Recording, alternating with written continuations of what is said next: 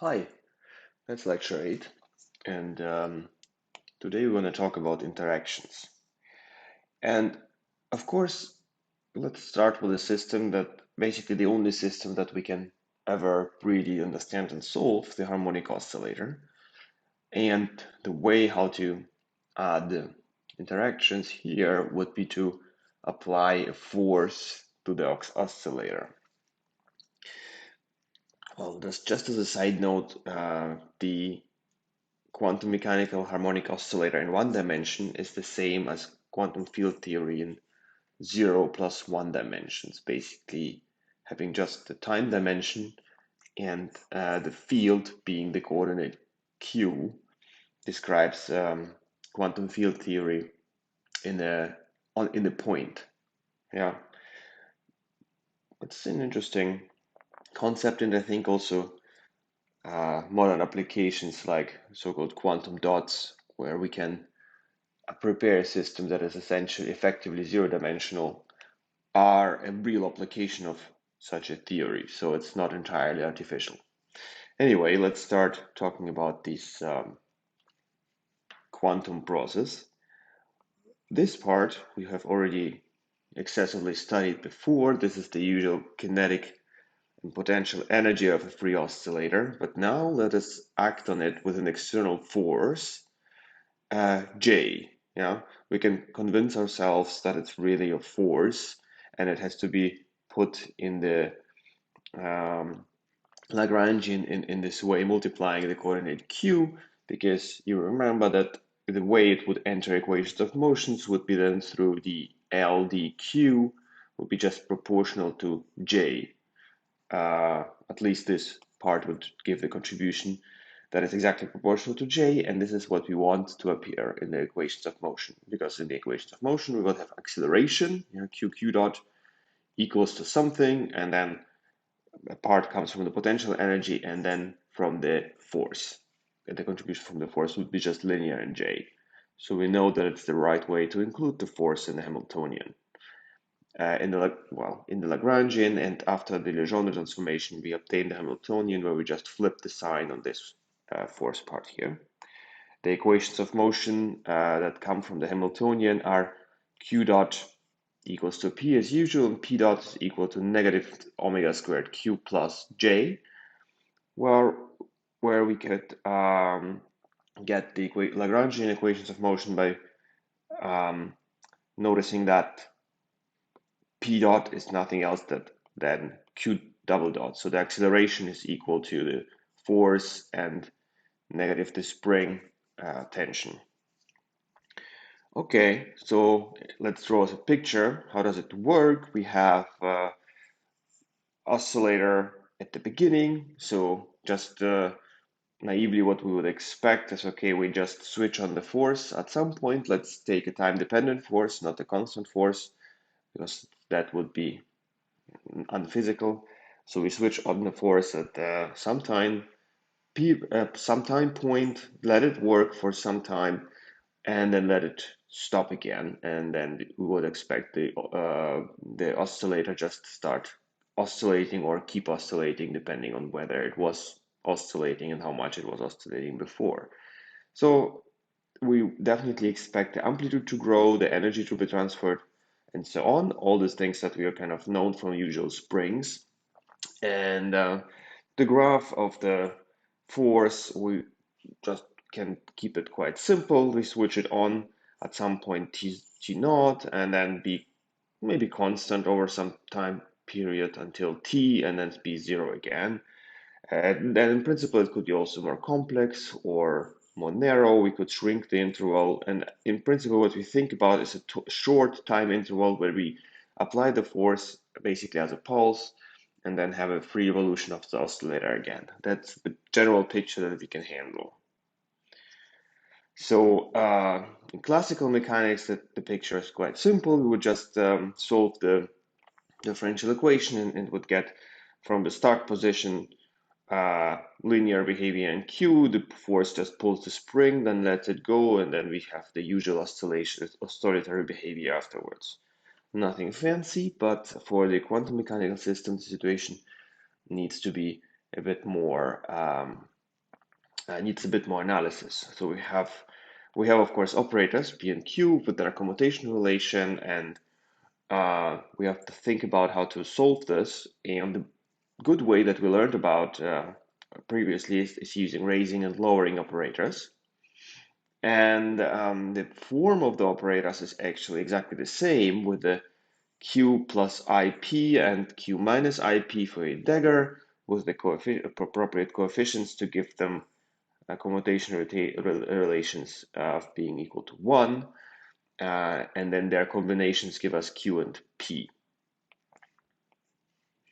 Excellent. So what we can find directly from the equations of motion, so essentially from this equation of motion, which comes from the Hamiltonian equation, we know how the time evolution of A would behave. So A dot would be P plus I and omega, then minus omega squared Q plus J.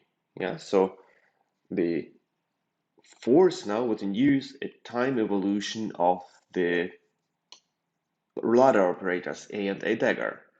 So we can rewrite this. We just rewrite the coefficients P, the momenta P and Q in terms of I and A dagger again, and arrive at the known at this known term negative I omega A. Yeah, so the time evolution of A dot is nothing else than I times the commutator with Hamiltonian, right? We know that also from the way how we formulate equations of motion.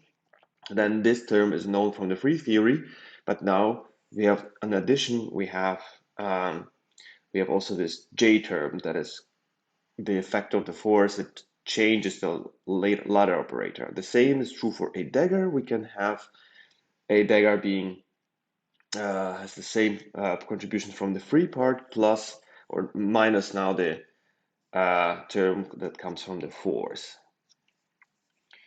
We can now integrate this, and I will prove in a second why this is true, these equations, and then we have a time evolution of A and A dagger that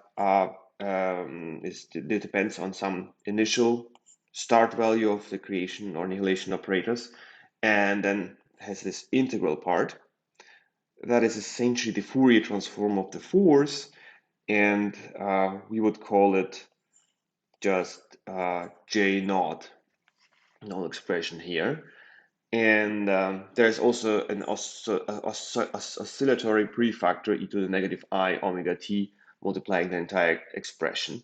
So in spirit, we have free time evolution of the oscillator, just oscillating with the frequency omega, and that is factored out, but then there is some non-trivial evolution that comes from the application of the force from this additive term. So how to derive this integration is by taking an ansatz and saying that the operator A is equal to some function of t times the explicit time evolution you would expect from a free oscillator, e to the negative I omega t. Then you can take the derivative. You get two terms from here.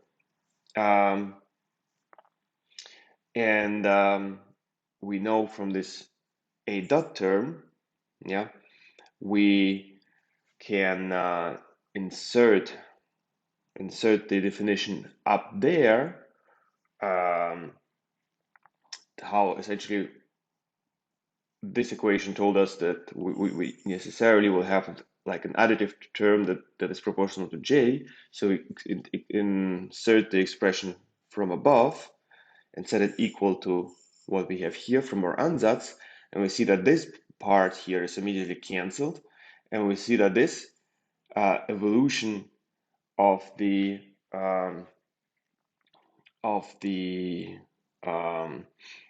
A naught function, right? So we see that the evolution of the A naught function is just given by the force term times e to the I omega t, where we bring the e I omega t to the other side of this equation.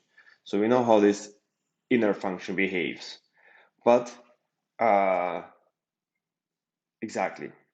So now we can integrate this expression here by the separation of variables, which is just the simple integral over a dA integrated from 0 to t is just a of t minus a of 0.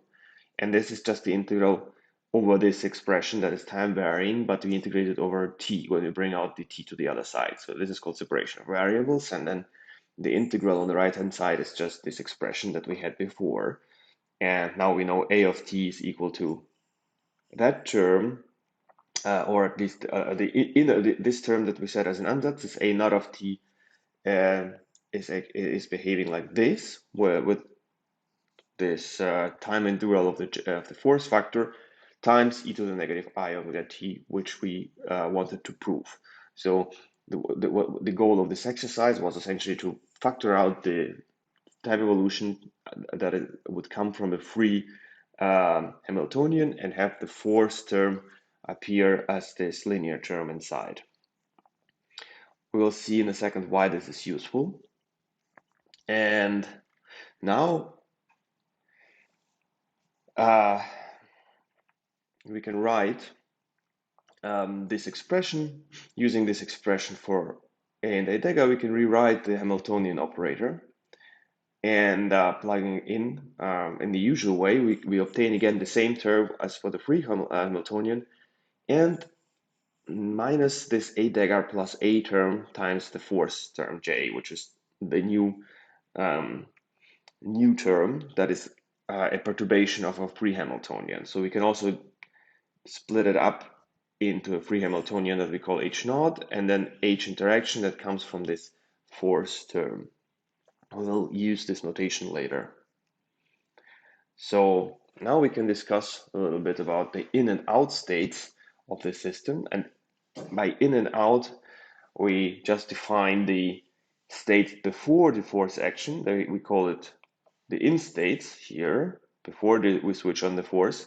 Then the force is switched on, and then we call the states the out states.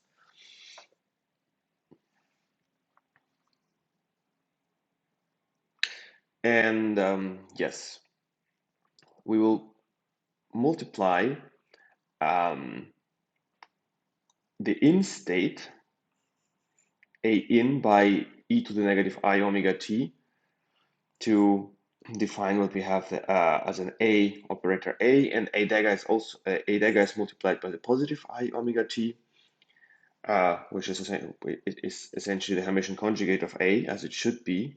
Same with the out states.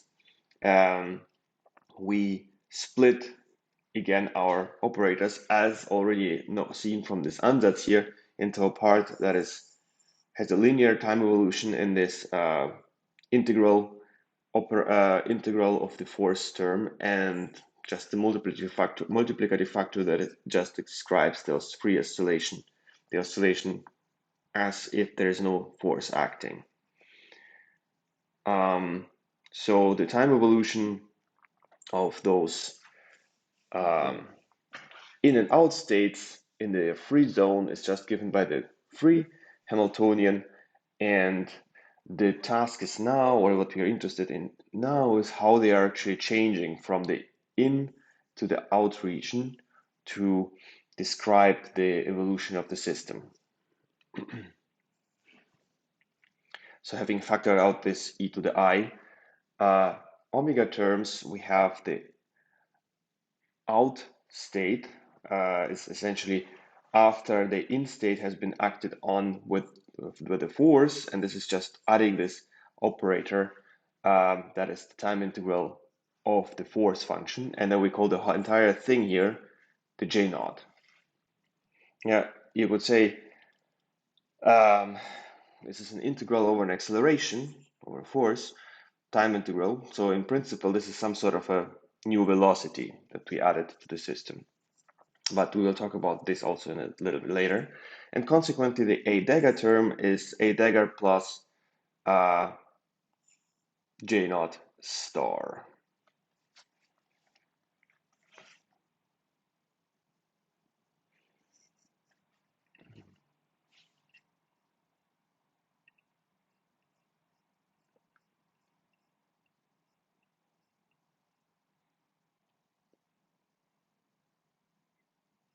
Right. Yes, correct. It's just taking its complex conjugate, as it should be.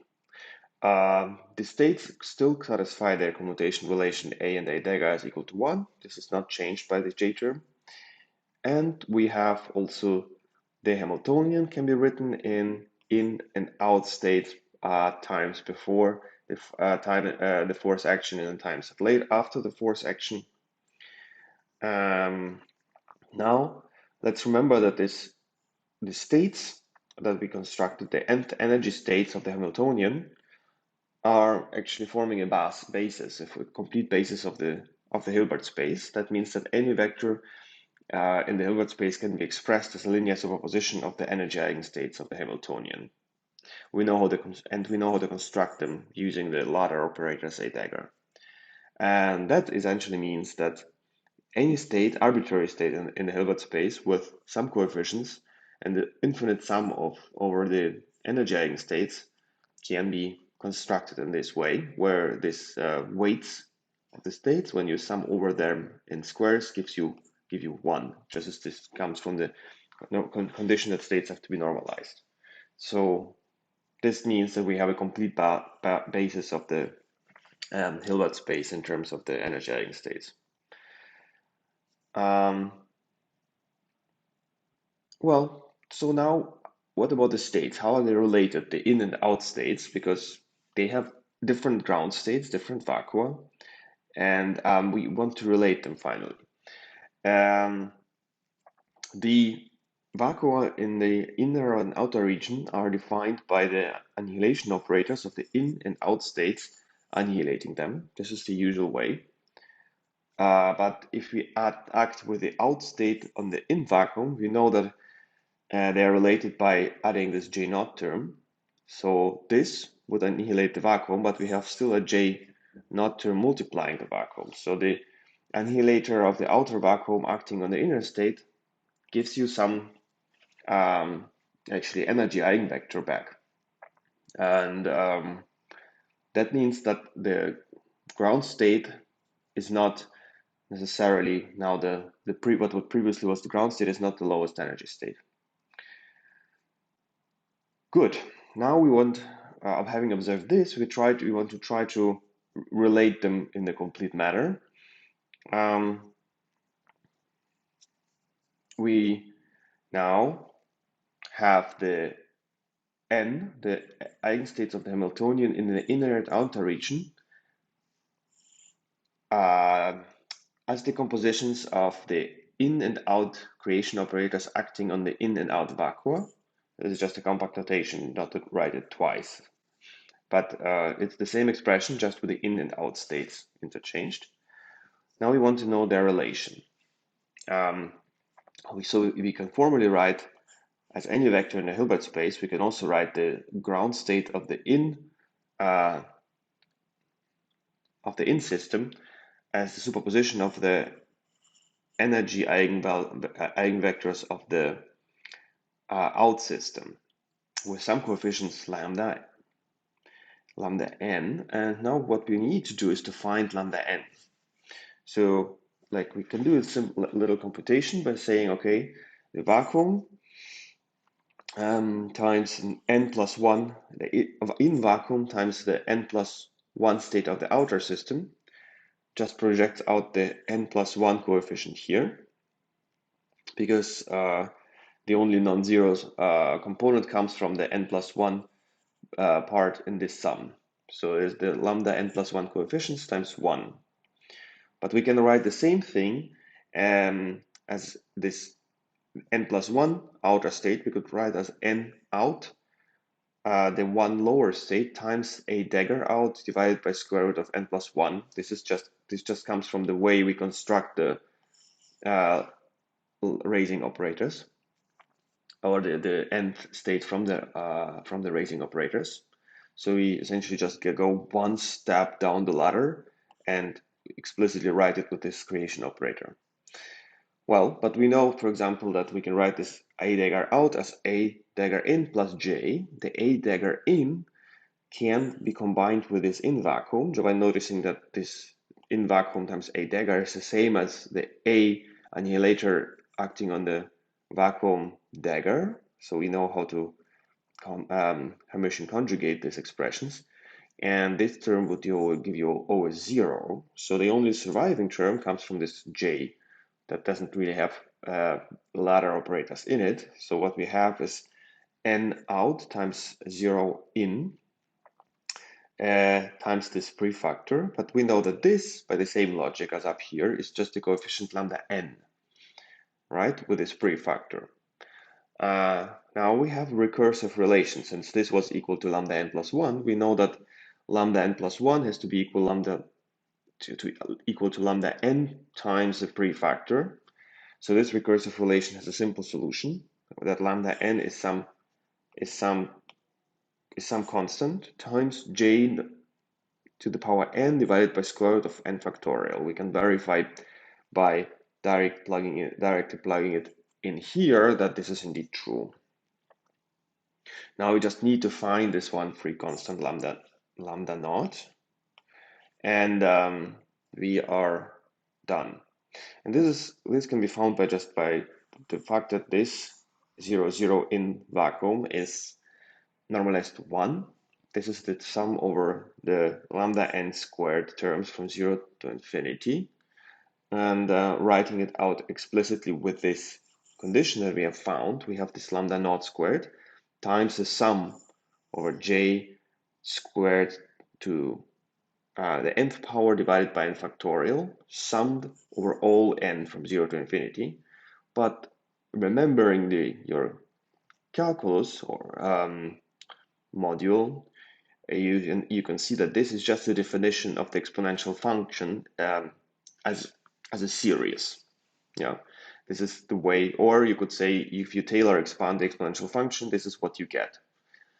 Yeah, so this is e to the j squared, nothing else.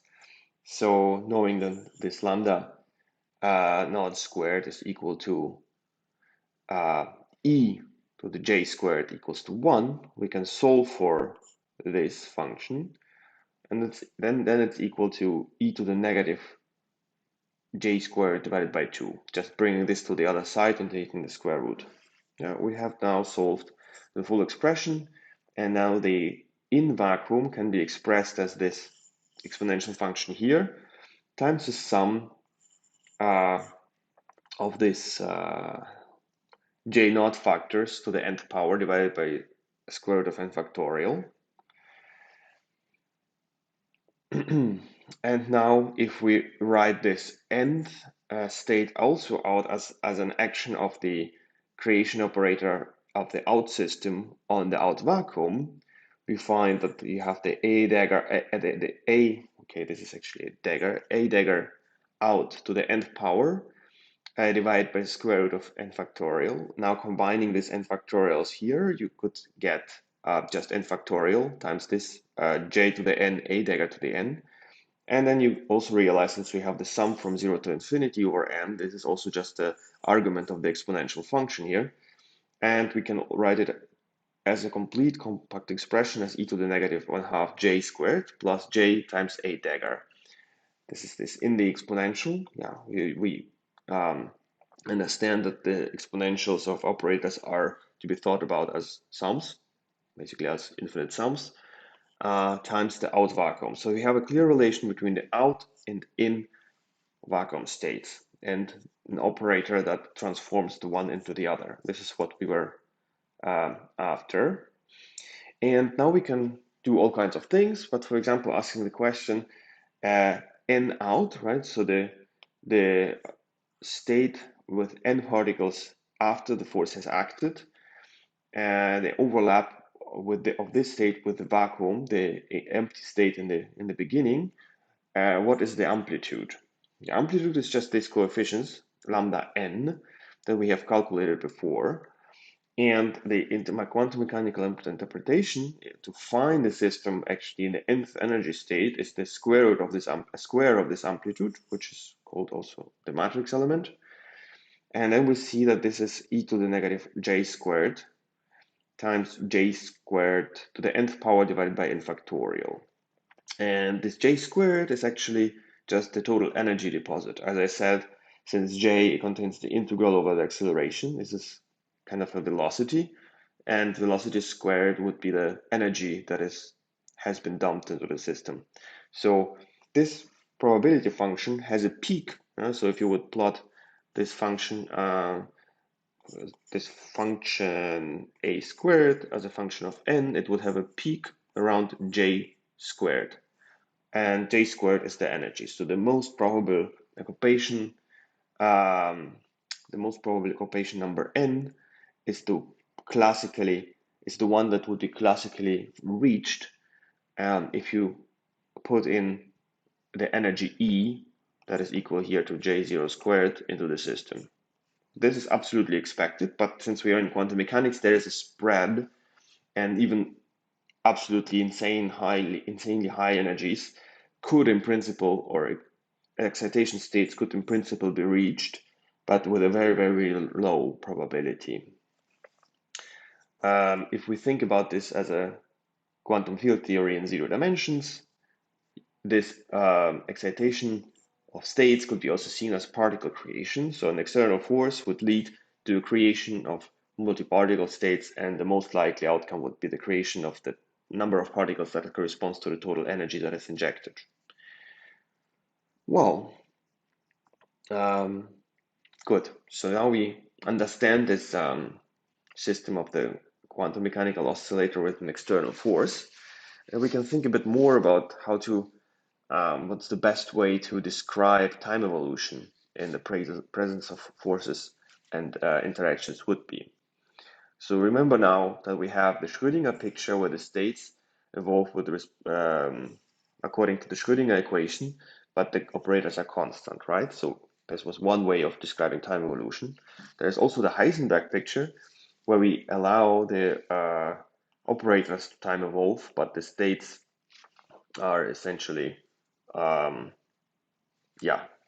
essentially constant. But now we can make or create another picture that is convenient to describe interactions. So remember, we have split our Hamilton before in the H0, the free Hamiltonian plus the interaction Hamiltonian. And this is very useful actually. So we define now our quantum states by the product of this e to the I H0 t, the free Hamiltonian, times the Schrödinger states that are governed by the Schrödinger equation, and the operators have to be consequently defined as sandwiches between e to the I H0 t and e to the negative I H0 t, in order to preserve expectation values and all kinds of things, the same way as we went from Schrödinger picture to Heisenberg picture, but now we only take the free Hamiltonian here. So that means also that the interaction Hamiltonian in the interaction picture is the interaction Hamiltonian, the bare interaction Hamiltonian sandwich in between the exponentials of the free Hamiltonian. This is a useful thing, as we will see shortly. So we can now, for example, check what is actually the time evolution of, what is the time evolution of the interaction picture states here. And we can start with the Schrödinger equation, where we have the H0 and H interaction, the usual Schrödinger equation. Then we insert here the definition of the interaction picture state. So the Schrödinger state is e to the negative IH0 t to cancel the e to the IH0 t that we have defined. But then we know that we can just apply the chain rule, the product rule here on this expression to have first the ddt acts on just the psi of the interaction picture state, and this is untouched, plus the action of the ddt on the exponential that just brings down I negative I H0, but we have an I up front here, so you get like a positive H0. But this is equal to H0 plus H interaction times e to the negative I H0 t psi I, the interaction picture state. So then we can see that this term and that term cancel. They are with the same sign on the different sides of the equations. They cancel, and we are left with this ddt of psi I, the interaction picture state, equals to, when we bring this exponential to the other side, this is equals to the interaction Hamiltonian sandwiched in between these exponentials of the free Hamiltonian, which is the definition of the interaction picture operator, which is now fine. So we have an analog, essentially an analogon of the Schrödinger equation for the interaction picture, where the operator responsible for the involution is the interaction Hamiltonian sandwiched in between those exponentials. It is useful because the solution to this equation is actually that this psi, the interaction picture state, evolves with a unitary operator u. Yeah, this is very simple, a very simple kind of way of writing an ansatz for the solution. And yeah, the unitarity means that if you have like u from t to one time point to another time point, you can combine it by applying u again and again, and the evaluate it at the same times. The u is just equal to 1, and yeah, this is the definition of its of this what we call unitarity. And since u has to be a solution of the above equation, we see that the time derivative of u times I has to be equal to h, the Hamiltonian interaction picture, acting on u. And if u was a function, we could simply integrate this to get the exponential of the time integral over h, the Hamiltonian here. However, the Hamiltonian is not a function, it's an operator, right? But the solution is still very similar, just that we need to add a time ordering operator that is taking ordering in a product, the operators in such a way that the the operators evaluate that later times are standing to the right and the earlier times to the left. So having this time operator acting on this exponential function of over some interval, and the exponential function, you can think of it as an expansion, right? So since we are working in a picture where we treat this h as a perturbation of the free theory, we can always write this exponential as 1 plus or 1 minus I h integral over h plus I squared and so on, two integrals. However, here the time ordering makes this expansion well defined and sensible for operators, because then you really start doing the first integral at the previous time step and the next integral in the expansion to follow after that.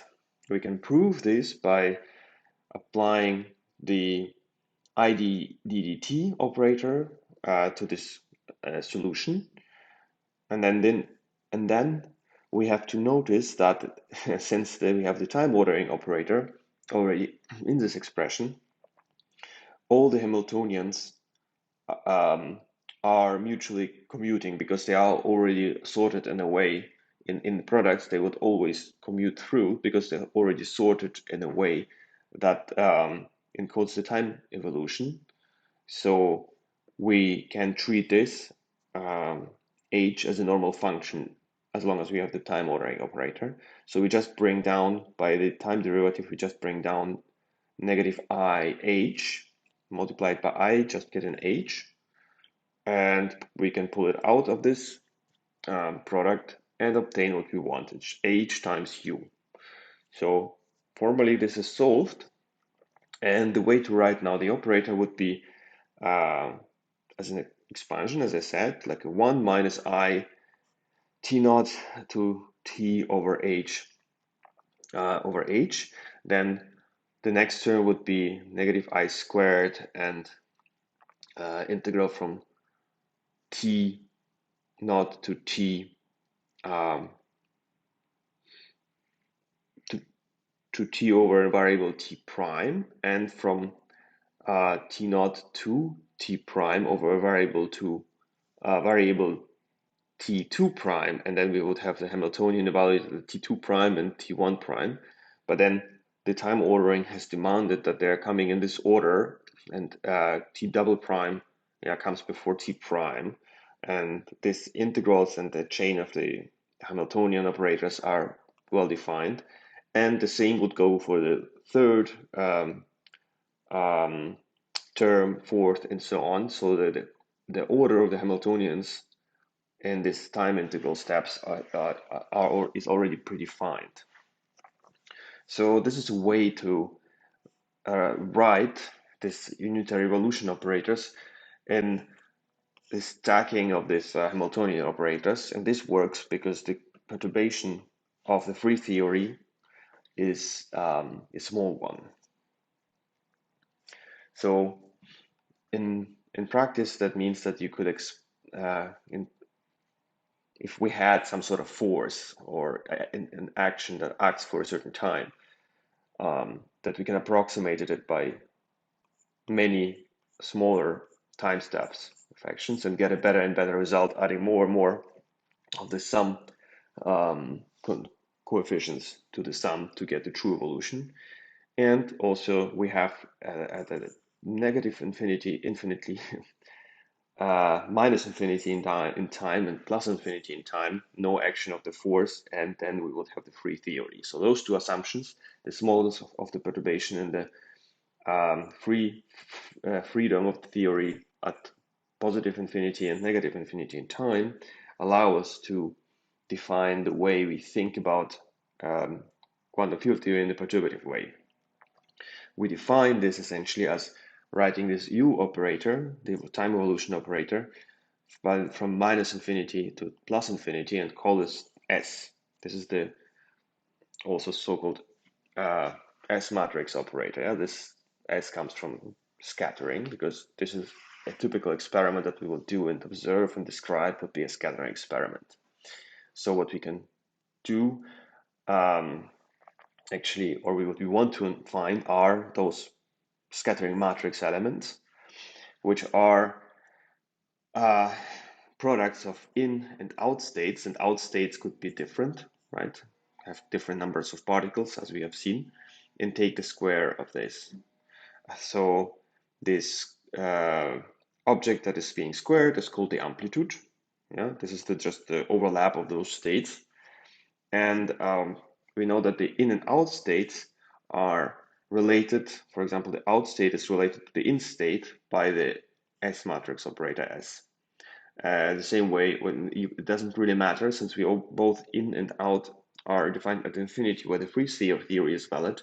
We could write this product either in the in or out states form, but the main thing is that the connecting operator transforming the in into out states is this S matrix. Yeah, so there's some interaction that transforms the system from the in to the out kind of configurations, and we want to find the probabilities of things to happen actually in this interaction, exactly as we saw with the harmonic oscillators, that a completely empty vacuum kind of solution or the absolute ground state of the oscillator before the interaction could be filled with excitations after we apply the force to it.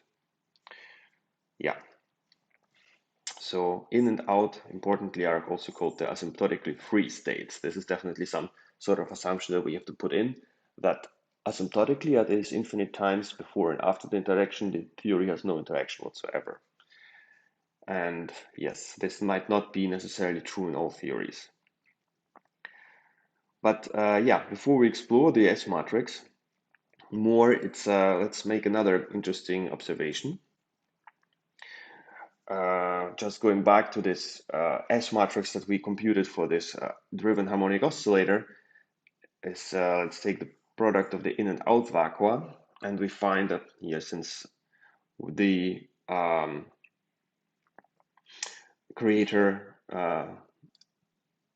operator a dagger between the states zero, the vacuum states out and out would create a particle and then there will be there won't be matching particle numbers between in the vacuum states, so this part would be gone. So we are left with this e to the negative j0 squared on 2, and we will not prove it, but it's true that this equation here can be rewritten as, in fact, negative omega squared q squared plus qj dt, the time integral, and integrated over the positions q. This is also an identity that one can prove, but let's not prove it now.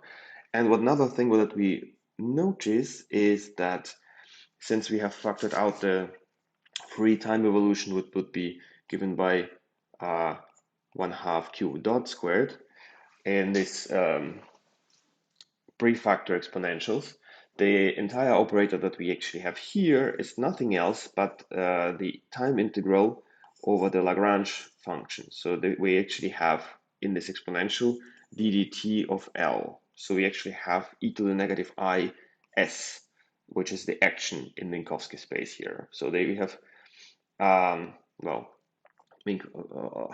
right, we are in a zero-dimensional time space, but we have a real-time action here. Okay, let's see, call it the real-time action in the exponential with a negative I.